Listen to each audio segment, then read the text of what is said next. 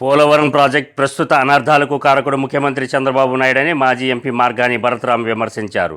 Rajamahendravaram YSR Congress party కార్యాలయంలో ఏర్పాటు చేసిన విలేకరుల సమావేశంలో ఆయన మాట్లాడుతూ ఆంధ్రప్రదేశ్ వ్యాప్తంగా 2 ప్రధాన అంశాలు చర్చ జరుగుతున్నాయని అన్నారు. ముఖ్యమంత్రి చంద్రబాబు నాయుడు పోలవరం ప్రాజెక్టుపై శ్వేతపత్రం విడుదల చేయడం హాస్యాస్పదమని అన్నారు.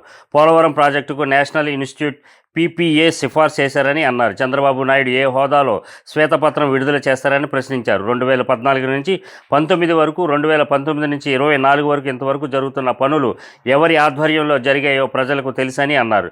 చంద్రబాబు నాయుడు పాలనలోనే పోలవరం ప్రాజెక్టు అస్తవ్యస్తంగా నిర్మాణం జరిగిందని ఆరోపించారు. కేవలం 2%, 3% చేశారని చెప్తా ఉన్నారు. నేను ఇవాళ చెప్తా ఉన్నా, coffer dam, up stream coffer dam ఎవరి హయాంలో కంప్లీట్ అయిందండి? జగనన్న ప్రభుత్వంలో కాదా? డౌన్ స్ట్రీమ్ కాఫర్ డ్యామ్ ఎవరి హయాంలో కంప్లీట్ అయిందండి? జగనన్న ప్రభుత్వంలో కాదా?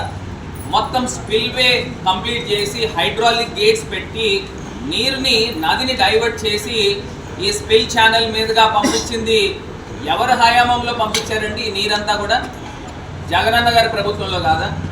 మరి ఇన్ని కంప్లీషన్ చేసిన ప్రభుత్వం జగనన్న గారి ప్రభుత్వం అయితే